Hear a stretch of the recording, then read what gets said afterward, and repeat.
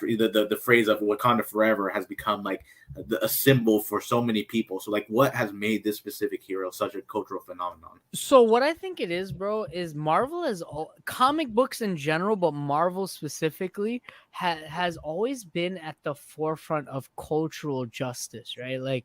Like bringing in racial equity and things like that. Stan Lee has been renowned for that by creating the Black Panther and just different. There's different characters like America Ferrera. Not America. I'm saying America Ferrera. America Chavez. America Chavez. Yeah, like characters like that are staples.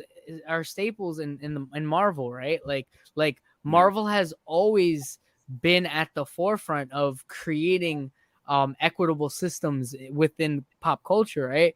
And finding a way to do so. So Black Panther is just a reinforcement of that, right? We are able to see a almost all black cast on film, right? Which is very, very rare. You know, like I even see cultural representation from my people. Winston Duke, bro, is from Trinidad, bro. Like, come on, bro. Like, who does he play, bro? What's this guy's M'Baku? Yeah, bro. Like, you know what I'm saying? So it's like, bro, when do we see these kind of things happening in film? We don't really see it all the time. So, and from a Disney movie, you know what I'm saying? So it's like it's something to celebrate, bro. Honestly. And I think that was a very poignant conversation during the Falcon and Winter Soldier show. That was a really big topic of conversation where after Endgame, Steve Rogers gives Falcon the shield, but then the whole Falcon and Winter Soldier show is about like, well, what does this shield represent? You know, like what has America historically represented in terms of Black people? You know, and so that was a really interesting conversation that they got to have in that show. And then I think of an interview that Stan Lee had back in probably the 70s.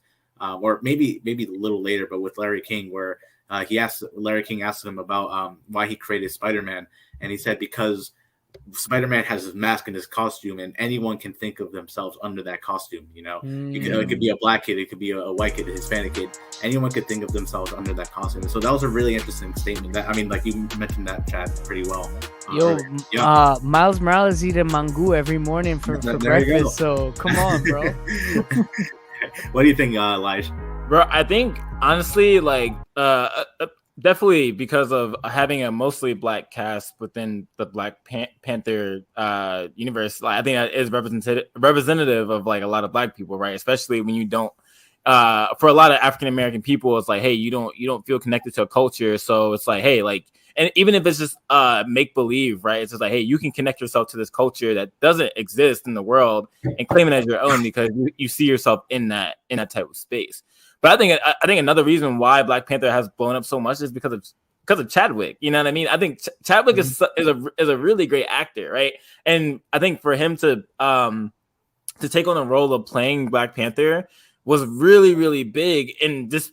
I think, and he displayed that with the way he acted and stuff like that. And I think also because of him dying, it makes it even bigger because now it's like we look forward to like, okay, how are they going to carry on his legacy? And like, in our heart, and a lot of people's minds is like, hey, you can't replace Chadwick, right? Even though a lot of people are like, hey, like you need to replace him, like you need to carry on the story, but it's like, yo, like. He died before he even got to his prime. You know what I mean? Like, and it sucks. Like, and I think that might be one of the reasons why Black Panther is still so relevant right now. And I think going into Wakanda Forever, I think a lot of people are expecting like the culture, like the representation that we got from the first movie, which I think it'll be there, but I don't think it'll be as big as it was as the first movie. Right. I think more so like in my opinion. No. That they're gonna play out this story, and then they're gonna dead it after they bring up the big collaboration at some point. I don't know what that would be, but I think it's just like, hey, you can't like, I don't know. It's just gonna be really hard to replace Chadwick and like and like having. I think they're having Shuri play be Black Panther now. Yeah, that seems to be the prevailing theory, yeah. Bro, but I've also seen a theory that Killmonger might come back and become and do that too. So I don't know, why? Bro. He's dead. Why would he come back? Bro, because have you guys seen What If? Yeah, I've seen What If, yeah. Bro, what would be the point of bringing him back in What If? Multiverse story. Yeah. Multiverse story. We need a Puerto Rican super. Yo, isn't Bad Bunny supposed to be in the MCU, bro? He's for real. He's actually gonna be in the Sony verse. He's gonna be El Muerto. Okay. Yeah. Sonyverse. So he's not in the MCU. Not in the MCU. Yeah, nobody cares. The Sonyverse. Yeah, but I mean, Lige, I think that you bring up a really good point talking about the Chadwick Boseman side of things. You know, Chadwick Boseman brought so much gravitas to his performance. Gravitas. I knew that one would get you, Chad. But he brought so much charisma and such a very he was very serious. He took his work serious, but you can tell that he had so much passion with every single line that he said, every single line of dialogue, and every single action move that he did. You know, like that's why like he kept on acting until the very end. You know, like. There was the posthumous movie that was released, Ma Rainey, the Ma Rainey movie that came out like in November 2020. You know, a few months after he died. You know, and so I mean, this dude was really fighting it through his cancer. You know, so you can really tell that he cared about his work. And so going into Black Panther Wakanda Forever, you know, I think that this is going to be especially telling how they're able to move on. I know it was a huge debate whether or not to recast him.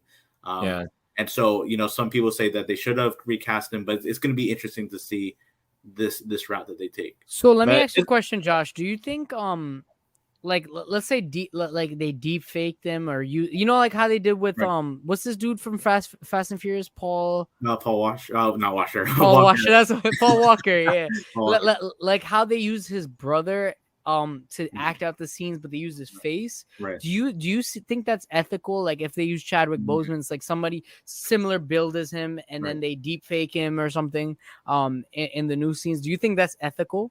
That's a good question. I think that, and then that gets into this whole discussion of, you know, like like you were just mentioning that the ethics side of it.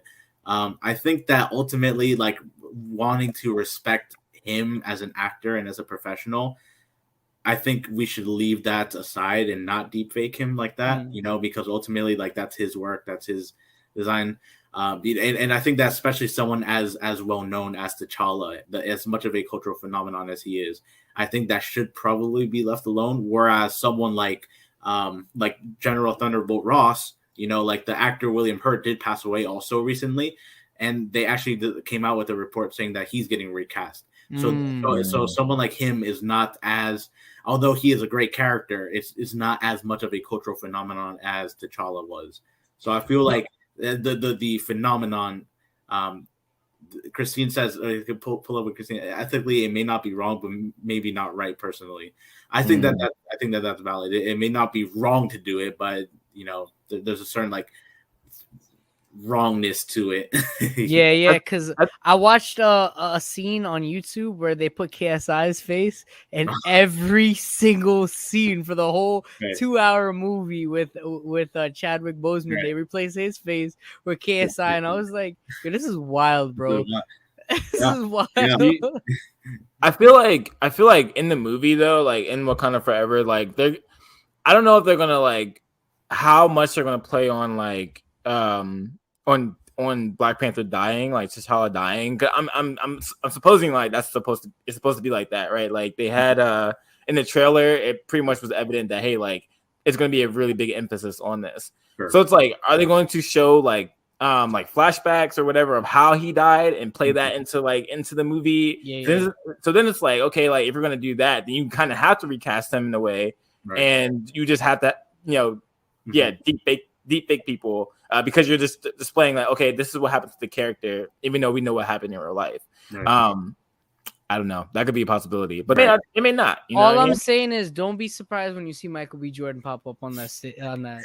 Bro, he might appear in that. He might appear in the astral world. You know, where like for example, where T'Challa saw his father. You know. Oh yeah, no. I feel like if he's not the new Black Panther and he did indeed die, then he will be in the astral plane, bro. The astral plane, yeah. Absolutely. And dude, I mean, you touched on you touched on the trailer. That first trailer was perhaps like, I personally think one of the best trailers I've seen in my life. Bro, He's I great. was bawling. I was like so sad, bro. I was like, yo, this is like I've never cried to a trailer, but I'm like, yo, this hurts me. Yeah. Hey, thank you so much for tapping in with the Sinners Only podcast. Make sure you subscribe to the channel and like it. It really helps us out a lot as we seek to be a bridge between faith and culture and how those two connect and how we can glorify Jesus in our cultural moment right now. Thank you guys for checking in with us. We'll see you soon.